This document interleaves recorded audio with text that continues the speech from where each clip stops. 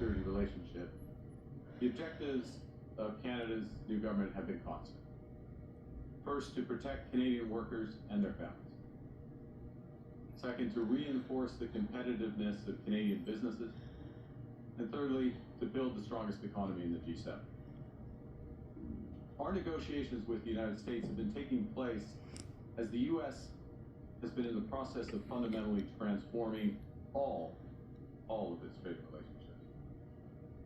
This new U.S. trade policy has several motivations: to raise tariff revenues, to protect strategic industries, to encourage foreign investment in the United States, and to change trade and non-trade policy in U.S. partners.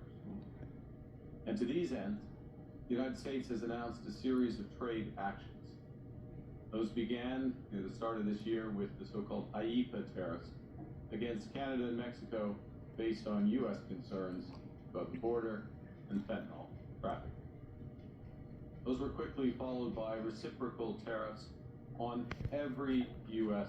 trade partner and very high sectoral tariffs applied globally on strategic industries, including steel, aluminum, autos, and copper. The United States has also imposed substantial trade actions on the Canadian lumber industry. Now, in recent weeks, the United States has agreed a series of trade deals with a variety of countries. And these deals have several aspects in common. First, baseline tariffs cover a broad range of goods and services that are substantially higher than those U.S. tariffs that existed before. In fact, the average U.S. tariff rate on the world has jumped from just over 2% at the end of last year to almost 16%, 8 times higher, 16% currently. Those trade deals with other countries also had limited or no relief from those sectoral tariffs in those strategic industries such as steel and autos.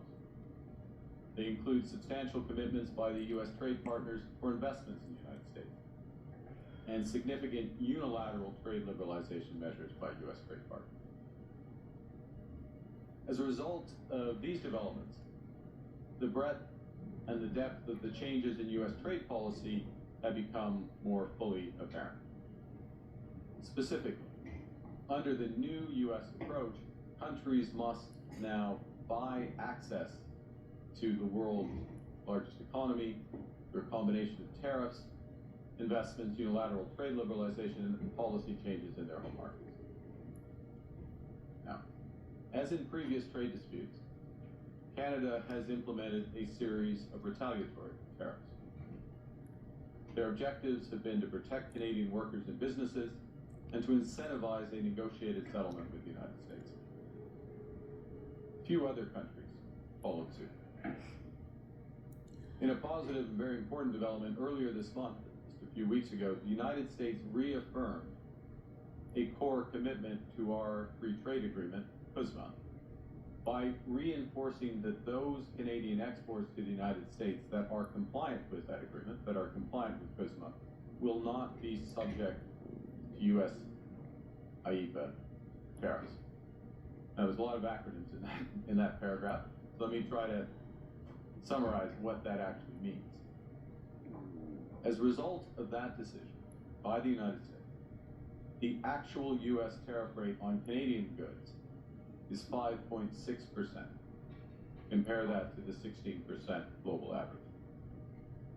That remains the lowest amongst all of the United States trade partners.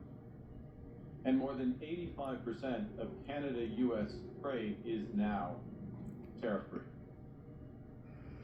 So let's be absolutely clear. Canada currently has the best trade deal with the United States. And while it's different from what we had before, it is still better than that of any other country. So as we work to address outstanding trade issues with the United States, it's important, it's vital.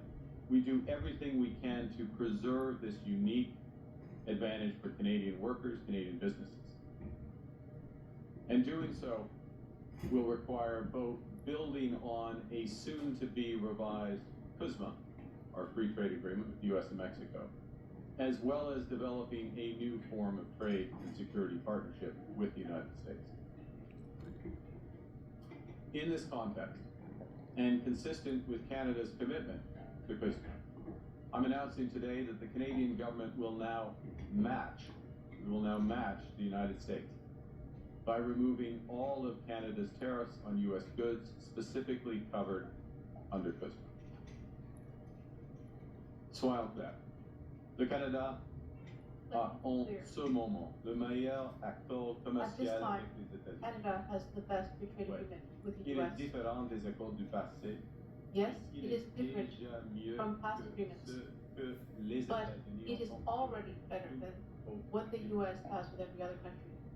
Nous nous affirmons à régler les enjeux commerciaux. We are sure that we will settle outstanding trade matters with the U.S. Il est important de faire During that time, nous pouvons pour it is critical that we do everything we can to preserve the only advantage that we have for Canadian workers and their families. Nous devrons donc nous appuyer sur la CE. That means we will have to build on CUSMA, which will soon be reviewed, and develop a new form of trade and security partnership. Dans ce contexte, In this context,